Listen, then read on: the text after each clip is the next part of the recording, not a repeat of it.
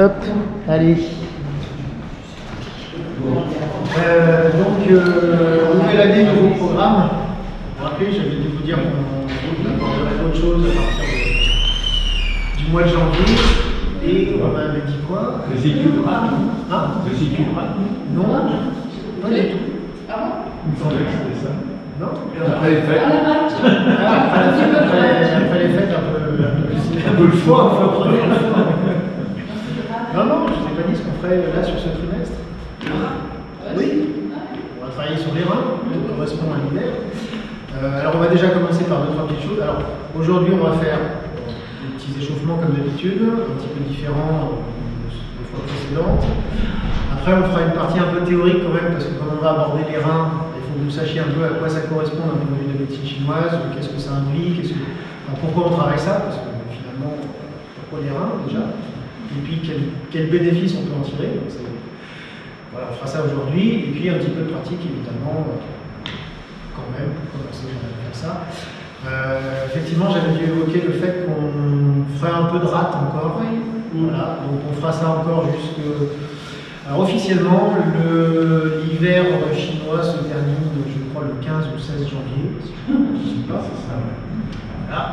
Donc on fera encore de la rate jusque-là, et après on fera plus que les reins. Oui, c'est n'importe quoi en termes de machin, mais je fais un peu ma sauce. Donc déjà, pour commencer, alors changement dans les trucs de départ, on va tapoter. Alors on va tapoter, alors les tapotes. Calmez-vous. On tapote pas n'importe comment. Alors, il y a deux méthodes. Dans les deux cas, ça va être avec le poignet relâché. Déjà. Je tapote pas comme ça. Non, je tapote comme ça. Ensuite, on va avoir deux méthodes. C'est avec la main en cloche, légèrement courbée comme ça, ou alors ça va être point fermé. On va alterner entre des choses comme ça et des choses comme ça. Donc là, on va en fait stimuler tous les méridiens. Donc on va commencer par les méridiens des bras et ensuite on fera les méridiens des genoux. Donc on commence au niveau de la poitrine en tapotant cette fois-ci point fermé.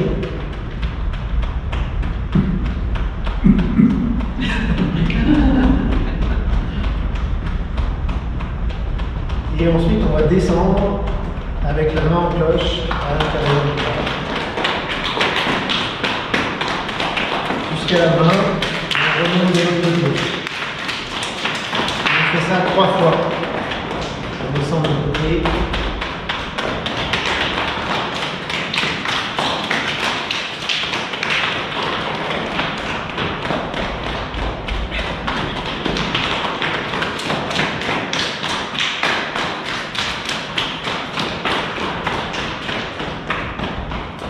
Même chose de l'autre côté, donc point fermé.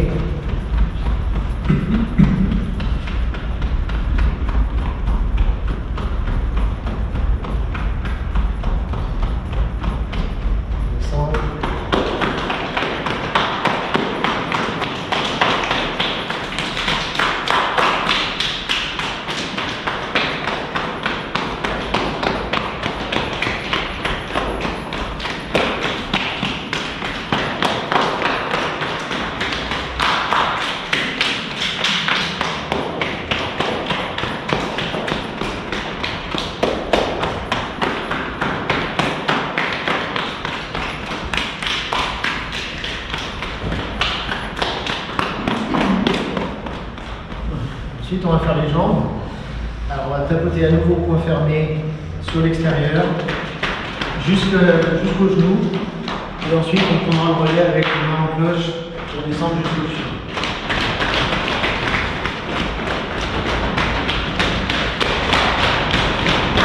On remonte à l'intérieur. Et pareil, 3 fois.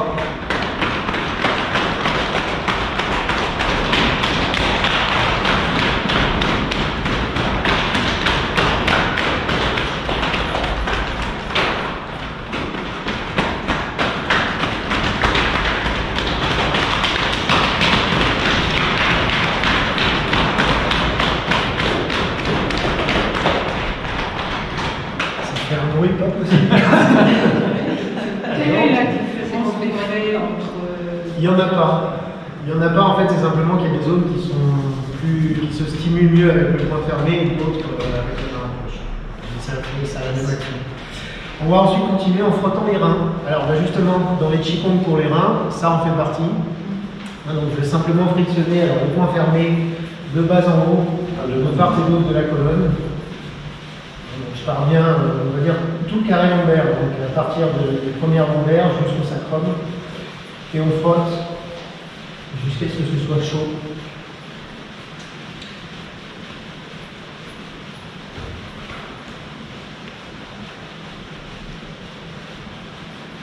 Ça permet de tonifier le yang des reins. Hyper important en hiver.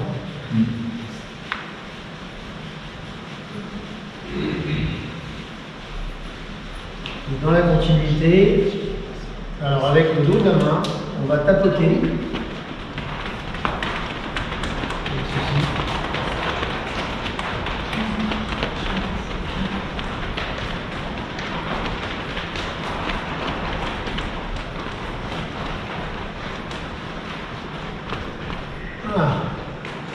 Déjà, ça réchauffe. Hein. Oui, Ouais, c'est vrai. Donc, sur toute la période rein, enfin, donc hiver, on va dire, on commencera par ça. Ça remplacera, vous savez, ce mouvement-là. Ça, par contre, on garde les genoux.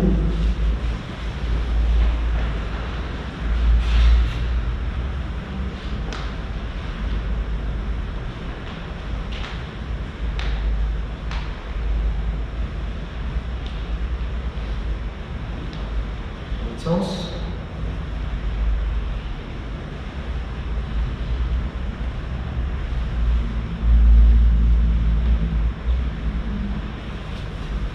Un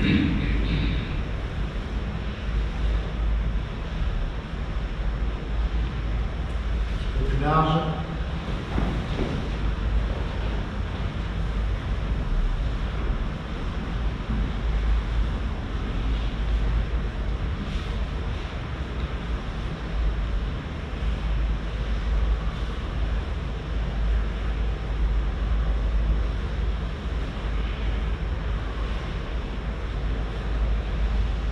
Sens.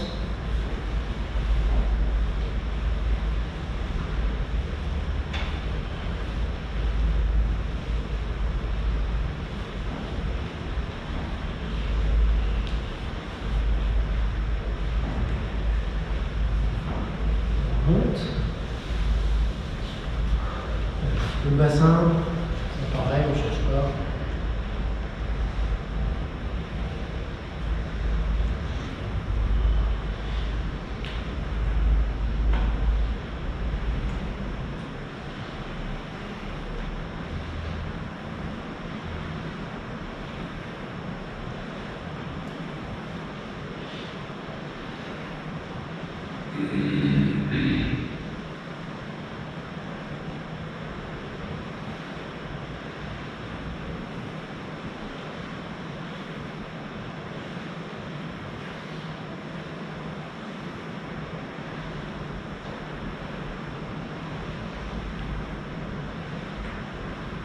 Sens.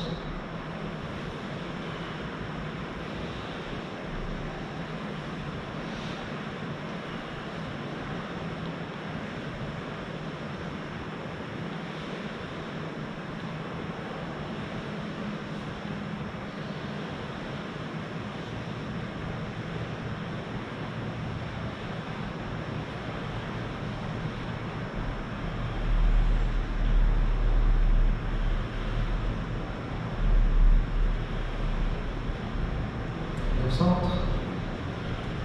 Faire un petit peu les épaules, roule les épaules vers l'arrière, respire bien.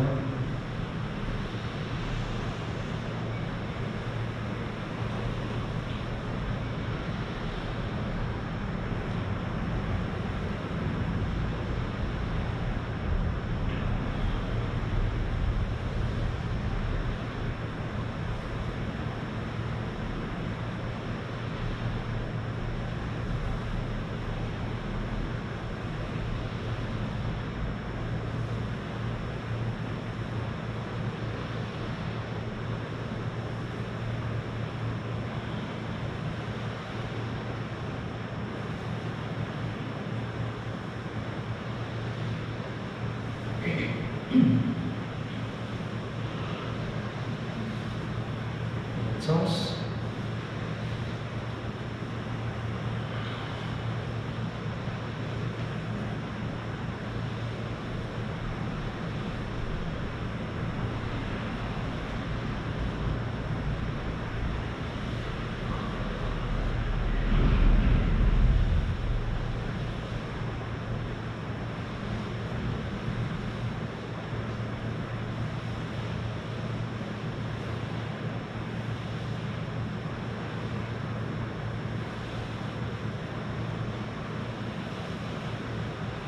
On lâche.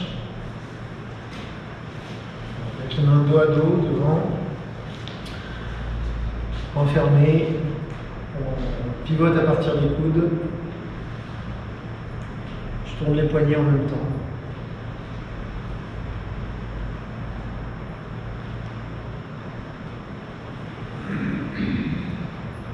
Toujours avec une respiration profonde.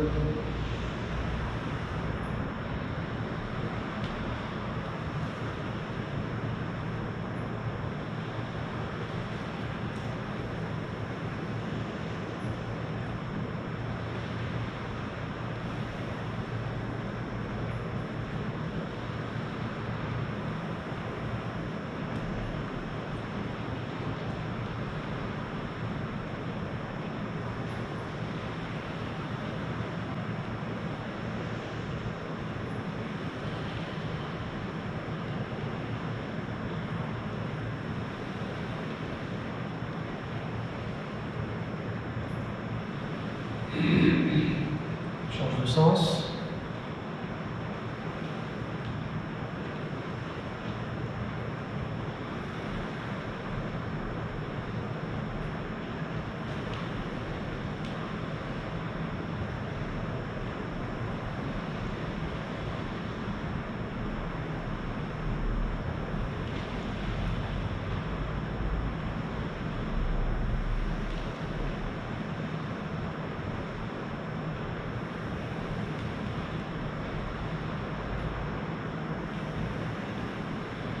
Continuez, on ouvre les mains.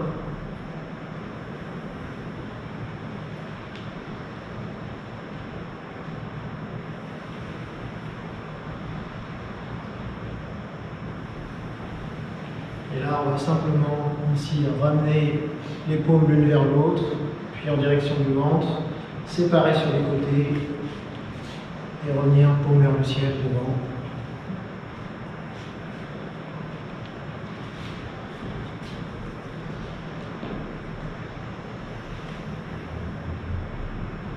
Pouce sur l'extérieur.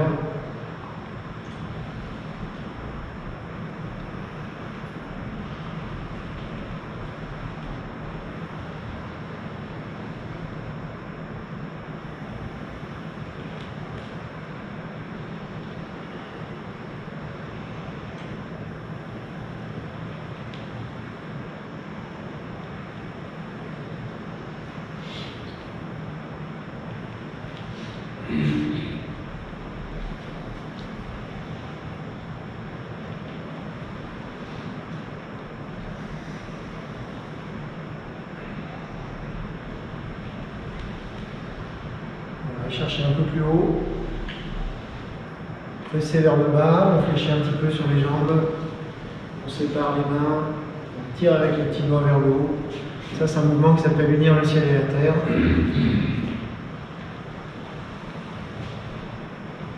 Je tire paume vers le ciel en montant, paume vers la terre en descendant. On relâche la poitrine, le ventre et le dos en descendant. Inspire sur la montée, expire.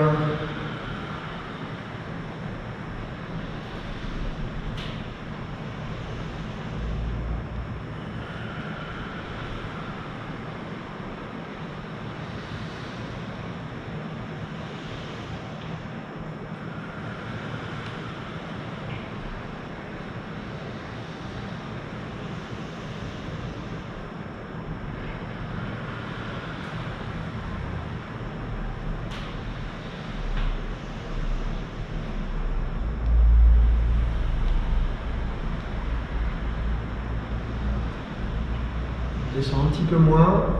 On ralentit un peu le mouvement. Toujours avec une respiration ample.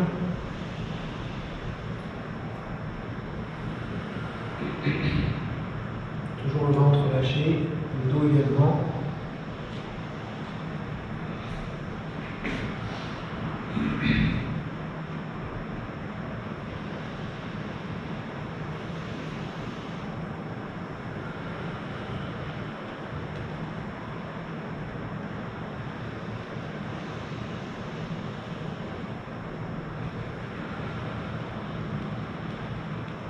Et on termine. On ramène l'énergie au centre.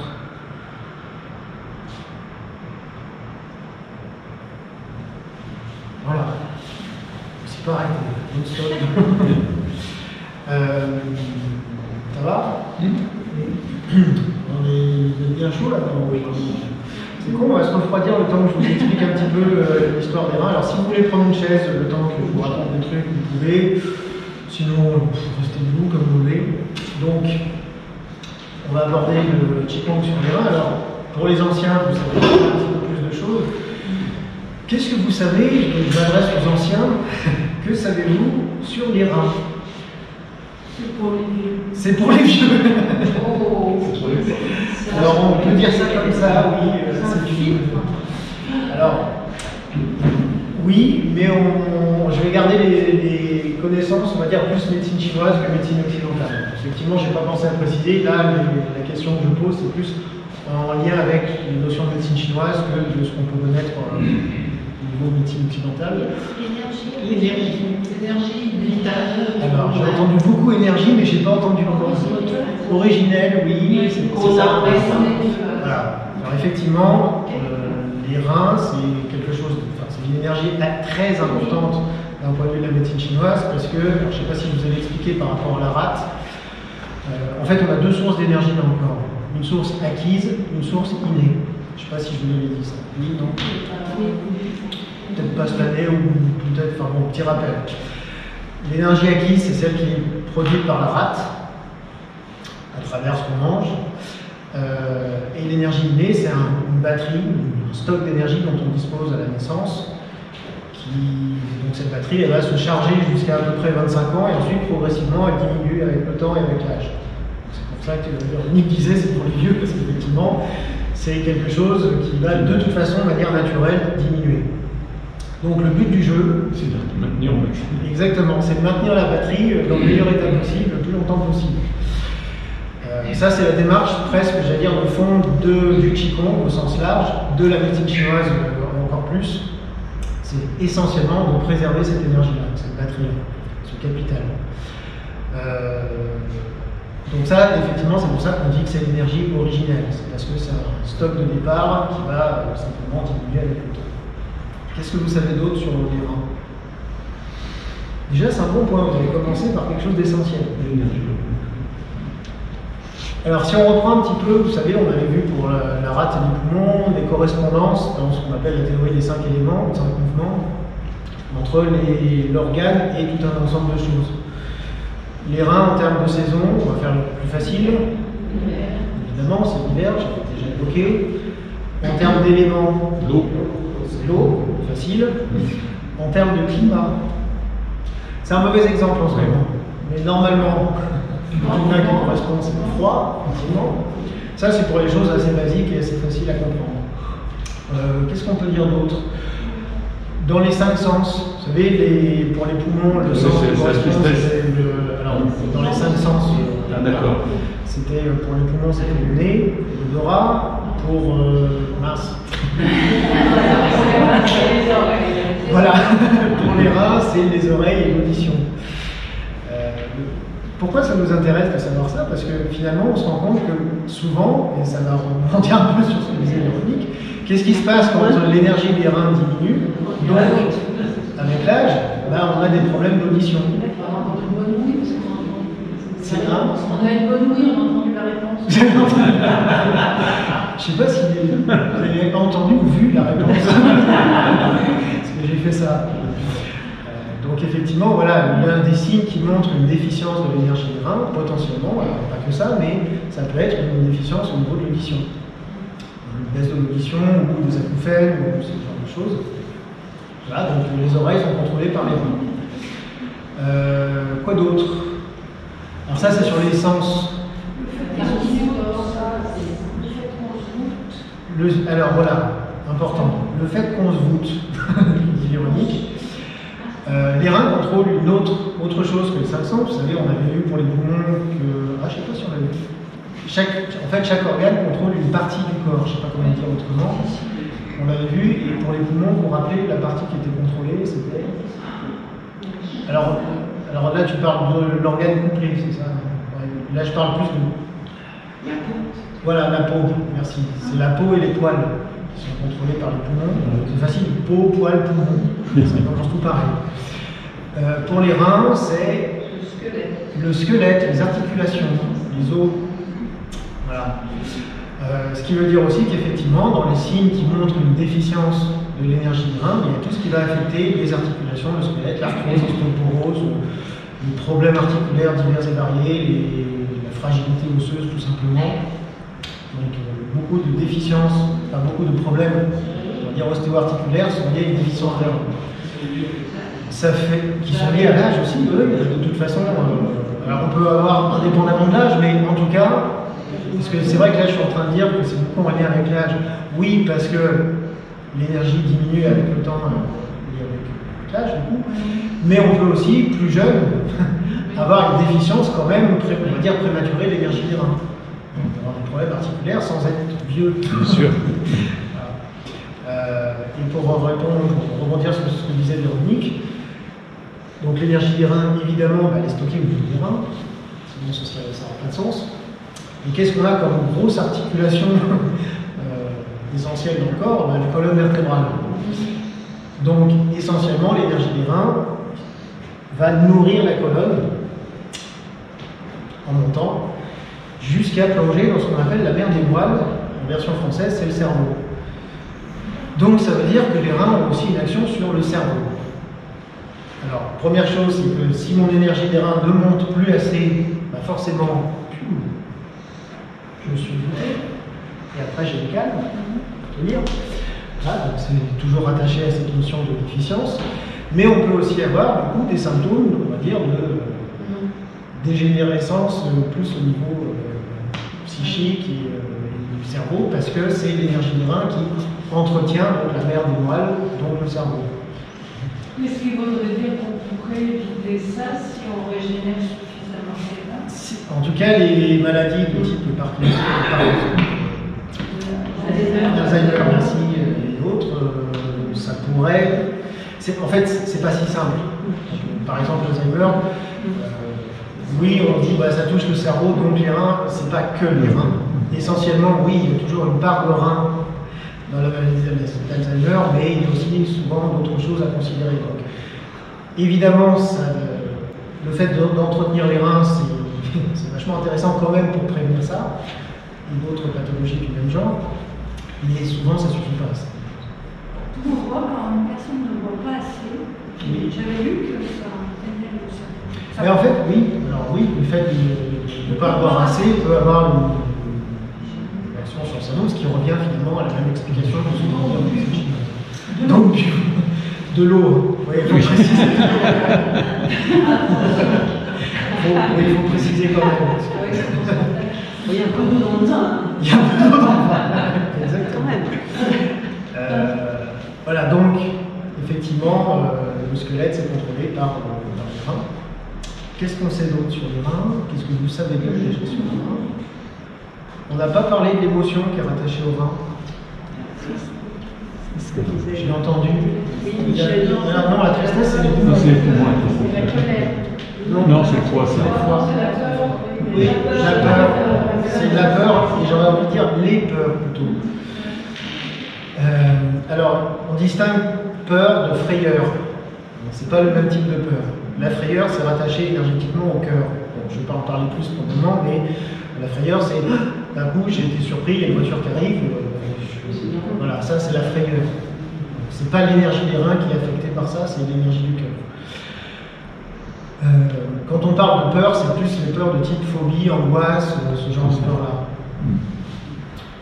Et là aussi, on se rend compte, il se trouve que bien souvent, avec les années et la déficience d'énergie des reins, on est un peu plus angoissé, on a un peu plus peur de beaucoup de choses.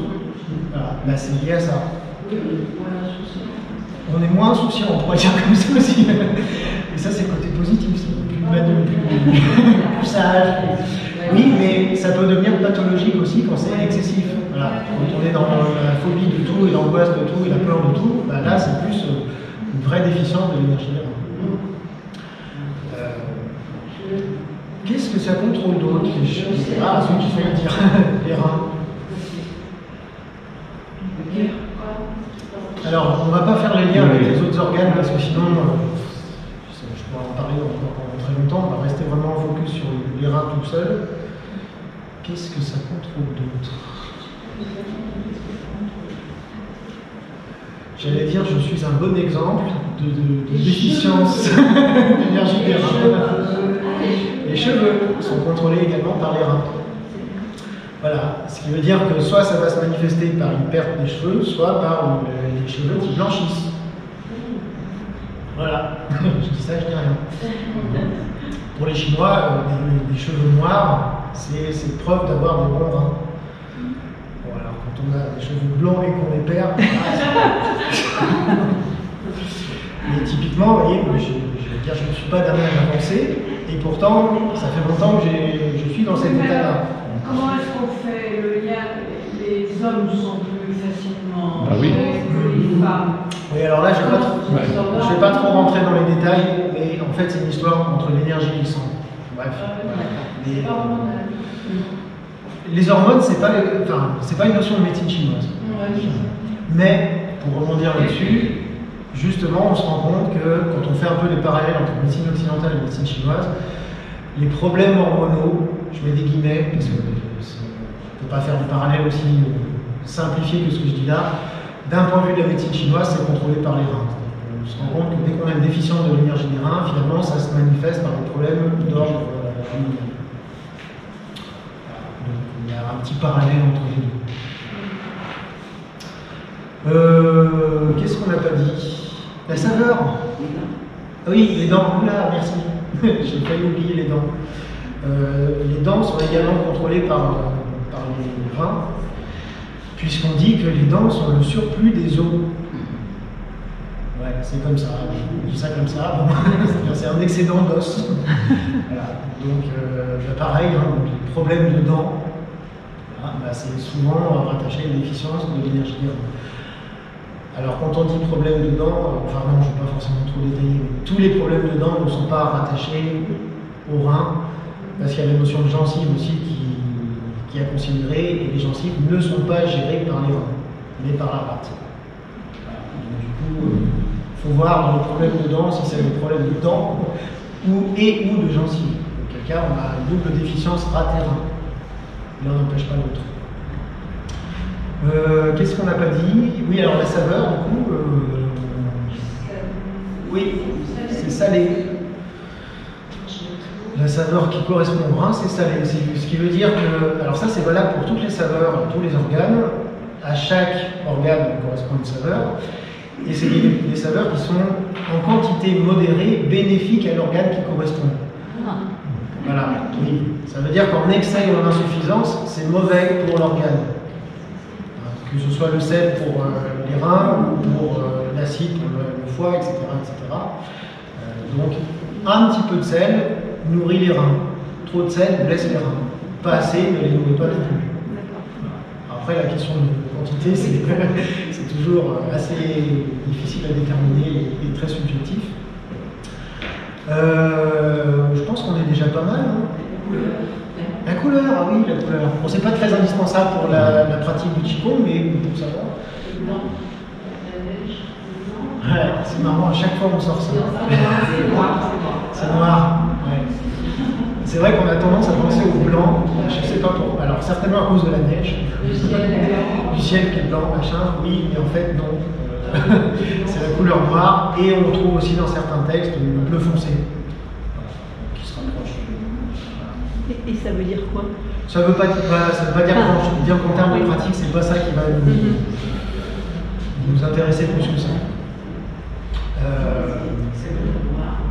Comment ça devient miroir? C'est la nuit. Oui, voilà, en fait, il faut voir exactement. Je rebondis sur ce que dit Laurence. Effectivement, c'est rattaché, vous savez, en fait, quand on parle des 5 éléments, ça correspond à 5 phases de la vie.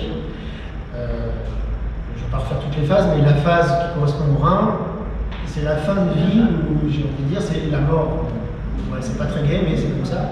D'où le noir, d'où la nuit également, qui correspond en termes de... Et dans le cycle, les reins travaillent à quelle période dans la journée? Parce que je sais que le foie, par exemple, c'est de 1 heure à 3 heures. Ouais, alors ça, c'est vrai que j'en ai pas parlé avant pour les poumons et la rate. Mais en médecine chinoise, on a une théorie qui considère qu'on a ce qu'on appelle des marées énergétiques. C'est-à-dire que toutes les 2 heures, vous avez l'énergie d'un organe qui est plus sollicitée. Ça, je ne l'ai pas dit. Hein. Non. Tant pis. Oui, tu t'es posé la bonne question. Tu as posé la bonne question, j'aurais dû le préciser pour les organes violents, c'est pas grave. Pour les reins, ce qui veut dire qu'il y a des symptômes qui peuvent apparaître sur les créneaux horaires qui correspondent aux organes. Le créneau qui correspond aux reins, c'est 17-19 heures. 17-19 heures. Voilà. Donc si vous avez par exemple un coup de pompe, la fatigue qui survient vraiment sur ce créneau-là, potentiellement... Les bébés, ils pleurent toujours. Ils pleurent toujours. Ah ouais. La nuit, 17-19, la peur. Donc ça peut être voilà, des signes qui apparaîtraient au niveau sur ce créneau-là. C'est pas forcément ça, mais ça peut être un signe de déficience de rein. Et je voulais dire autre chose, mais je l'ai oublié. C'est déjà pas mal, on a déjà pas mal d'infos. C'était rattaché avec l'idée du noir, au blanc et tout ça. Ah oui, de la nuit qui tombe, etc. Donc en fait, schématiquement, on a 2 saisons yang et 2 saisons yin. Les saisons yang, c'est les saisons où l'énergie remonte, printemps-été. Les saisons yin, c'est quand l'énergie redescend, automne-hiver. Donc évidemment, l'hiver, c'est la saison la plus yin, la plus interne. Alors pourquoi je dis ça? Parce que ça veut dire qu'en termes de Qigong, c'est un moment où on va favoriser un travail plus d'intériorisation, d'accumulation, de stockage, alors on hiberne. D'ailleurs, dans les conseils qu'on donne en médecine chinoise, c'est en hiver, hiverner. C'est-à-dire qu'il faut être au ralenti. Il faut dormir plus, exactement. Voilà, être moins dans des activités où on se dépense à fond. Non, au contraire, on va plutôt être intériorisé, on va plus méditer, on va plus être sur des choses en termes de Qigong un peu plus statiques. C'est la période où vraiment on stocke l'énergie, on l'accumule. Et pourquoi je dis ça? Parce que il se trouve qu'on va faire notamment une forme de Qigong, une super transition, que certains connaissent, qui est la posture de l'arbre. Pas ça, pas que ça, évidemment, on va faire que ça, mais ça fait partie des choses qu'on va faire. Parce que cette posture de l'arbre, c'est un travail statique, parce qu'en Qigong, il n'y a pas que des mouvements, tout un ensemble d'exercices, des choses dynamiques et des choses plus statiques. La méditation classique, ça pourrait faire partie d'une forme de Qigong aussi. Et dans les formes dites statiques, alors, il y en a une qu'on n'a pas fait cette année, mais parce qu'on ne peut pas tout faire. Pour les poumons, qui consistait à tenir cette posture-là. Je ne sais pas si on ne l'a pas fait. Ça, c'est un Qigong statique aussi, où on reste dans cette position. Une demi-heure. Une demi-heure. Et la posture de l'arbre, pour faire la transition avec ça, c'est une posture qui consiste à être comme ça. Ah, d'accord. Voilà. Pendant. J'ai entendu. Ouais, en fait, c'est un travail qui est un gros Qigong. Enfin, ça fait partie des Qigong les plus connus, les plus reconnus, les plus efficaces. Je vais mettre l'accent sur ce côté efficace et intéressant d'un point de vue énergétique. C'est-à-dire, j'essaie déjà de vous le vendre sur le côté positif, parce que c'est chiant. Je sais qu'il y a quand même peu de gens qui, en principe, aiment la posture de l'arbre. Bah, quand ça dure longtemps, c'est fatigue. Oui, voilà, parce que c'est difficile de tenir une posture statique, de rien faire, enfin, de visiblement rien faire de l'extérieur, alors qu'il se passe plein de choses en fait, mais de rester planté comme un arbre, ça aussi, la posture posture de l'arbre. Oui, puis ça tire sur... Voilà, c'est-à-dire que cette posture-là, idéalement, il faut la tenir, idéalement, au moins 20 minutes. Alors, je vous rassure, tous les jours. Ça fait partie des fondements des pratiques énergétiques, quelles qu'elles soient. Que ce soit le Qigong, les arts martiaux, voilà, il y a même un art martial qui est basé essentiellement sur le travail de la posture de l'arbre. Ça s'appelle le Dachen Chuan et dans lequel en fait on travaille beaucoup sur cette posture-là. Donc on va dire que ça a vraiment une très très grosse importance. Quand on va en Chine, on voit qu'il y a beaucoup qui sont plantés comme des piquets à faire ça pendant longtemps. C'est un super Qigong, chiant, je vous l'accorde, parce qu'on ne fait rien si ce n'est rester debout. Oui, mais énergétiquement, c'est hyper puissant. C'est sans doute l'un des Qigong les plus puissants qui existent. Paradoxalement, on ne fait rien, oui, mais on va voir, on développera au fur et à mesure. C'est extrêmement intéressant, notamment parce que ça nourrit l'énergie des reins, et pas que, ça nourrit en fait le foyer énergétique inférieur, essentiellement. Et dans le foyer énergétique inférieur, on a les reins.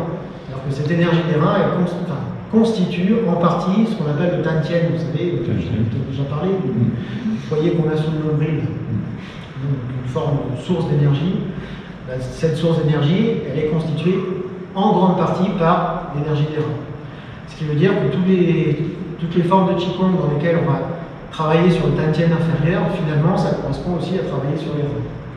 Et si je vous dis ça, c'est parce qu'on va avoir des formes qui sont focalisées sur le Tantien inférieur plus que sur les reins en eux-mêmes. Ça va, c'est clair tout ça? Juste une... Pardon, vas-y. Oui, juste une question, tu pourras peut-être nous montrer quand même les positions. La posture de l'arbre? Oui, pour le faire, si on veut le faire. Ah ben on va le faire. Ah bon? Ah d'accord. Oui, Non, comme tu disais, c'était long. Alors, oui, c'est long, on va le faire quand même. Je m'en fiche, je ne suis pas là pour vendre du rêve. Non, c'est sûr que je ne vous cache pas que ce n'est pas un travail qui est extrêmement valorisant, facile, agréable. Oui, mais moi, ma préoccupation, c'est aussi de ne pas simplement vous faire des trucs super fun, mais aussi qu'ils soient profitables pour le côté santé. Je pense qu'il y en a beaucoup qui viennent pour le côté santé de la pratique. Donc on ne peut pas faire l'impasse sur quelque chose qui est aussi riche et important que la posture de l'arbre. Donc voilà, ce sera désagréable les premiers temps, peut-être même toute l'année. En tout cas, toute la durée, on va le faire. Mais vraiment, en termes de forme de Qigong qui permet de nourrir, d'accumuler, franchement, je pense qu'il n'y a pas beaucoup mieux. Voilà. J'essaie de le vendre au mieux. Je ne suis pas sûr que ça va marcher, mais c'est pas grave. À la rigueur, on peut commencer par ça. On fait le pire tout de suite, comme ça on est débarrassé. Alors rassurez-vous, on ne va pas faire 20 minutes tout de suite. On va essayer de faire 3 minutes. Alors 3 minutes, par contre, il faut quand même que je vous donne les principes de la posture. Parce que c'est pas juste j'attends comme ça, tout le temps passe. Non. Il y a beaucoup de choses à penser. Alors la première chose, c'est qu'on va avoir les pieds écartés largement d'épaule, ça on a déjà l'habitude de le faire, parallèle. Et on va donc déverrouiller, ça aussi on a l'habitude de le faire, les genoux, le pli de l'aine, hyper important. J'allais dire, une grosse partie du travail va être focalisée sur ça. C'est-à-dire qu'il faut vraiment trouver une assise qui fait que je puisse détendre à la fois le ventre et le dos. Donc ça veut dire que je ne vais pas basculer. Non, surtout pas, parce que ça on le voit trop souvent. Voilà. L'idée, souvent dans les textes chinois, ils disent qu'il faut avoir le dos droit, en fait. Et il y a une mauvaise interprétation de ce texte-là, enfin ces textes-là, dans lesquels ils parlent de l'alignement de la colonne. Parce que si on veut vraiment avoir le dos droit, désolé, je ne peux pas me mettre de profil pour tout le monde, mais si je veux avoir le dos droit, je vais être peut-être, moi en plus j'ai une courbure naturelle un petit peu marquée, une courbure naturelle un peu marquée, je vais être obligé forcément du coup de basculer le bassin en avant pour vraiment être droit. Ça c'est, désolé du terme, une connerie. Parce que déjà, alors je vais faire un petit parallèle, une petite explication, entre des Asiatiques, des Occidentaux et j'allais dire des Africains, on n'est pas foutus pareil. Si on regarde de manière générale, le peuple asiatique est plutôt plat, droit. Pas de fesses. ils n'ont pas de fesses, voilà, si on résume un peu les choses, hein. Enfin, voilà, c'est de manière un peu caricaturale, mais il n'empêche que c'est vrai. Ce qui fait qu'eux, ils n'ont pas besoin de faire ça pour avoir le dos droit. C'est droit, c'est tout, voilà. Il n'y a pas besoin d'avoir une action de rétroversion du bassin. À l'inverse, si on regarde les Africains, ils sont souvent un peu plus cambrés. Eux, s'ils devaient faire respecter ce principe du dos droit, ils sont obligés de vachement faire un mouvement de rétroversion. Nous, on est un peu entre les deux. Oui, mais il ne faut pas chercher à accentuer ce mouvement de rétroversion. Il faut simplement essayer de sentir quand est-ce que j'ai les lombes qui s'ouvrent un petit peu et le dos qui se détend. Certainement, ça va faire une très légère rétroversion, mais je ne l'accentue pas au point que ça vienne fermer au niveau du ventre. L'idée, c'est d'avoir à la fois le ventre détendu, ce qui veut dire que j'aurai plutôt une antéversion, je vais plutôt basculer en arrière, et en même temps, une détente du bas du dos, donc qui ferait une légère rétroversion. Donc finalement, ça revient quasiment à rien faire en termes de mouvement, ou si ce n'est trouver le petit réglage du bassin qui permet d'être détendu du ventre et du dos. Ça, c'est très important parce que vous allez voir que les tensions que vous allez pouvoir ressentir sur une mauvaise posture de l'arbre, elles viendront souvent de ça. C'est-à-dire un mauvais réglage du bassin. Surtout les genoux. Surtout les genoux. Alors, pas que. Ben, moi, je suis que. C'est les genoux. Je suis mal positionnée. C'est les genoux qui prennent. Voilà. Et le fait de juste bouger un petit peu. Exactement. Ça me soulage. Voilà, exactement. Des fois, vous allez voir que la posture de l'arbre, les premiers temps, vous allez avoir mal partout. Voilà, j'allais venir. Les cuisses, les genoux, les pieds, les chevilles, le dos, les épaules. C'est pas hyper bon en tout cas, mais c'est une réalité. Enfin, voilà, je ne vais pas vous dire autre chose. Oui, mais tous ces désagréments, un, passent avec l'habitude de la pratique, et deux, en réajustant certaines parties du corps, et notamment le bassin. Donc, première chose, légèrement fléchi. Donc, le ventre est détendu, le dos est détendu. Je vais remonter un petit peu. On va simplement alors mettre les mains à hauteur de la poitrine, écarter les mains de la largeur, alors, idéalement c'est de la largeur d'un point. Ça fait ça. Bon, si c'est un peu plus, un peu moins, ça ne change pas grand chose. Les épaules et les coudes sont relâchés. Non, enfin, on a comme. Oui, si vous voulez commencer, voilà, le temps que j'explique, ça fera passer un peu le temps en même temps. Voilà, mes coudes ne sont pas rentrés, ils ne sont pas non plus vers le haut, ils sont, on va dire, un peu entre les deux, détendus. Je continue sur les différents principes à respecter. Le menton est légèrement rentré. Alors, légèrement rentré, ça ne veut pas dire que je suis comme ça. Non. Très légèrement rentré, de manière à pouvoir avoir un étirement de la colonne. Et dans la continuité, d'ailleurs, je vais étirer l'ensemble du corps par le sommet du crâne. Autre principe, vider la poitrine et ouvrir le dos. Alors ça va ensemble, c'est-à-dire que vider la poitrine, ça veut dire simplement que je ne veux pas être comme ça. Je relâche le sternum. C'est ça qui va permettre à l'énergie de descendre et de s'accumuler au dantian inférieur. Principe qui va avec ce relâchement, normalement, du coup, ça va venir ouvrir le haut du dos, créer une forme d'arc entre le dos et les bras. Et qu'est-ce que j'ai pas dit Voilà, il y en a qui connaissent déjà. La pointe de la langue au palais. Alors au palais, pas trop à l'intérieur, près des dents. La pointe de la langue touche les dents. Elle touche les dents, c'est ça. Sauf que quand je fais ça, je ne peux plus parler. Là, je ne le fais pas, mais pourquoi on fait ça? Pourquoi on fait ça? La pointe de la langue au palais. Ça fait saliver. Ça communique l'énergie. Voilà, j'ai entendu. Ça agit sur ce qu'on appelle la petite circulation céleste. La petite circulation céleste, c'est un trajet énergétique qui considère deux méridiens, Genmaï et Lumaï, vaisseau conception, vaisseau gouverneur, qui sont des trajets de méridiens qui passent au centre du corps. Un devant, l'autre derrière le long de la colonne. Et il se trouve que dans cette boucle énergétique, eh bien, systématiquement, on vient prendre l'énergie dans le foyer énergétique inférieur. C'est-à-dire que ça fait ça, pouf, je me recharge, hop, je continue, et je fais cette boucle-là. Et donc pour avoir cette boucle, cette connexion entre les deux méridiens, je colle la pointe de la langue au palais. Et c'est tout. Alors c'est pas tout, il y a encore d'autres choses, mais enfin là on a déjà les principes essentiels. Et on va simplement, donc, sur cette posture-là, veiller, à ce qu'il n'y ait pas de tension de zone douloureuse, et deux, simplement respirer profondément. Et j'arrête de parler.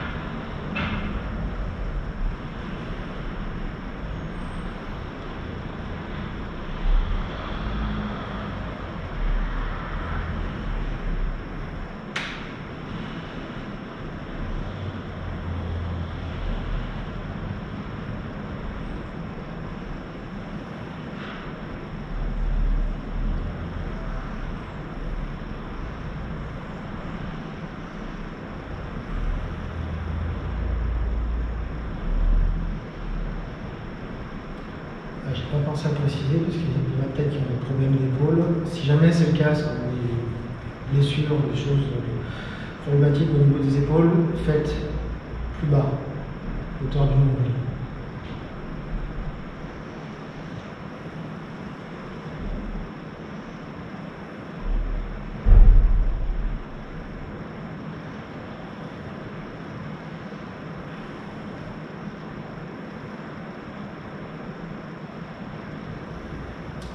Aussi faire avec les yeux mi-clos, pas complètement fermés, mais légèrement entrouverts.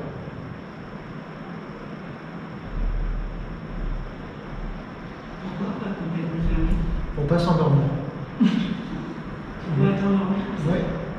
Ah, moi je peux m'endormir très facilement. Ah, moi, si je ferme les yeux et que je fais ça, je dors. Mais je veux dire énergétiquement parlant, si on ferme les yeux, c'est pas grave. C'est pas grave. C'est pas grave, non, c'est plus pour une question de garder l'esprit éveillé. Ok.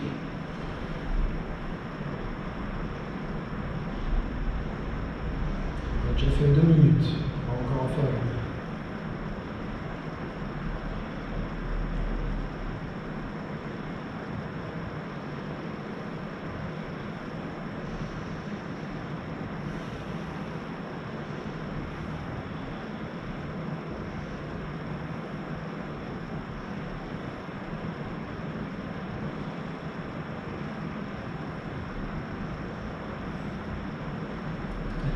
Relâcher. Voir ce que ça donne en faisant 3 minutes. Quelles sont les perceptions Froid aux pieds. Froid aux pieds. Ah, c'est marrant, c'est pas souvent, c'est pas les premières choses qu'on nous dit en principe. On me dit souvent plus mal aux épaules. Ah, bah, oui. Tension là. Ouais, voilà. Sur les trapèzes, Bien plus que tout à l'heure. D'accord. Je me mets quelque chose de plus isolant, peut-être une Eh ben, alors, merci parce que ça me permet de rebondir sur autre chose. L'énergie des reins, alors je disais qu'elle nourrit la colonne, mais particulièrement elle va alimenter le bas du corps. Par exemple, souvent les pieds froids, ça fait partie des symptômes d'un vide de yang des reins.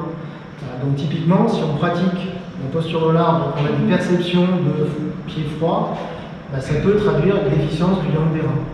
Parce qu'en fait, on vient solliciter cette énergie-là et du coup, ça ne descend pas suffisamment. glacé. Ah oui. Hein, je suis glacé. Ouais, voilà. Donc ça, c'est du coup carrément intérêt à faire ça. Les épaules, ça va? C'est dur, hein? Ouais. Il n'y a pas de truc magique pour ça. Alors peut-être si, ce que j'aurais pu vous dire, c'est... Parce que souvent, quand on commence la posture de l'arbre, on commence en montant les mains comme ça. Ce que pratiquement tout le monde a dû faire. Hein? Ouais, vous avez donné le truc certainement les années précédentes. En fait, c'est pas miraculeux évidemment, on va quand même solliciter un petit peu les épaules, mais au lieu que ce soit je monte les bras et du coup, bam, j'ai les épaules verrouillées, non, je vais monter les mains et écarter les coudes. Et le fait de simplement du coup avoir ce mouvement qui vient des mains et qui ensuite tire un peu sur les coudes, ça va minimiser l'effort sur les épaules. Voilà, c'est logique, effectivement. Donc si je fais ça, là, bim, tout de suite, je verrouille avec les épaules. Ça va? Bon, aujourd'hui, on fait 3 minutes seulement. Idéalement, on essaiera d'augmenter un petit peu la durée progressivement en fonction de vos ressentis. Donc c'est pour ça que j'ai vraiment besoin d'avoir vos perceptions pour savoir un peu. Il ne faut pas que ce soit insupportable. Il faut que, oui, il y a des petites douleurs qui apparaissent, mais il faut qu'elles soient supportables et qu'on puisse avancer progressivement comme ça. Je ne sais pas quel est le record qu'on a fait les années précédentes en termes de temps. 10 minutes. 10 minutes. Quand on était en visio. Ah, quand on était en visio, On le oui. faisait et On avait parfois 5. Ouais, je crois qu'il me semble qu'on était allé jusqu'à 15.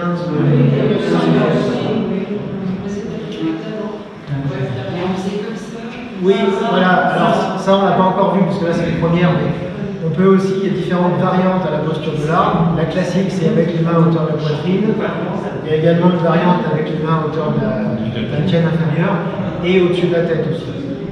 Donc on s'amusera, si je puis dire, à varier un petit peu les hauteurs parce que ça ne fait pas la même chose énergétiquement et je vous expliquerai tout ça une prochaine fois. Ça va là-dessus? Ouais. Donc ça, on essaiera de le faire régulièrement parce que si on veut vraiment progresser, il faut le faire, j'ai envie de dire, il faudra le faire tous les jours. Hein? Et comment, entre guillemets, on mesure, c'est pas le bon terme, le bénéfice? Voilà. Ça, c'est une bonne question, mais je crois que j'ai pas de réponse. Quand je sens peut-être simplement en plus grande forme, avec plus d'énergie. En fait, alors, je pense que la bonne réponse à ça, c'est une meilleure vitalité, au sens large. Voilà. Parce que comme ça joue sur le tantien inférieur qui est responsable de l'ensemble de l'énergie vitale, en fait, globalement, ça va contribuer à une plus grande vitalité, à un meilleur système immunitaire. Je dis ça, je dis rien. J'ai bien rattrapé le goût pour vendre mon truc. Dans cette période, c'est intéressant. Ça booste vachement bien le système immunitaire. J'aurais dû commencer par ça. Enfin, voilà, globalement, c'est surtout à ce niveau-là qu'on va le sentir. Au niveau des bénéfices rattachés par rapport au rein, je ne suis pas sûr que ce soit quelque chose qu'on puisse percevoir sur une année. C'est vraiment sur le long terme. C'est difficilement quantifiable. Non, mais c'est sur la vitalité. C'est plus une question de vitalité générale. D'accord. Moi, je trouve que c'est un mouvement que j'ai testé. Dans les périodes justement de grande fatigue, ça permet de ressourcer l'énergie sans physiquement s'épuiser. Ça permet de se recentrer aussi sur soi. Moi, généralement, les périodes de grande fatigue, c'est aussi lié à des événements de stress, des situations compliquées. Et je trouve que c'est comme se mettre dans un petit décra et se ressourcer soi-même. Moi, ça fait énormément bien. Moi, je le fais tous les jours, mais j'utilise comme ça. Alors effectivement, je vais faire deux petits ajouts qui vont dans ce que tu es en train de dire là. La posture de l'arbre, ça fait partie des Qigong qui préconisent dans les hôpitaux en Chine pour les personnes qui sont justement affaiblies, soit par la maladie, soit par des traitements. Voilà, dans les méthodes pour se ressourcer et regagner de l'énergie, souvent ils disent faites la posture de l'arbre. Évidemment, adaptée en fonction des patients en termes de durée et de pratique, mais dans les méthodes largement préconisées d'un point de vue vraiment santé, et là, je dis hôpital, ils disent faites la posture de l'arbre. J'explique, évidemment, ils ne disent pas faites ça comme ça, mais. Et puis la deuxième chose, et je l'ai entendu, on peut aussi voir ça effectivement comme un travail méditatif. Parce que finalement, entre être assis en tailleur, méditer et être debout et faire la même chose, finalement c'est aussi un travail méditatif, donc qui agit, ça je ne l'ai pas évoqué, sur le psychisme, sur la sphère spirituelle, et donc sur la gestion du stress, etc. etc. Donc, comme c'est une posture fatigante, j'ai du mal à comprendre. Justement, si tu es fatigué, tu fais ça, oui. Non, parce qu'en fait. Ouais, en fait, pourquoi je disais que c'était un Qigong puissant, c'est parce qu'il a deux bénéfices. Il y a plus que ça, mais il est à la fois ressourçant et circulant.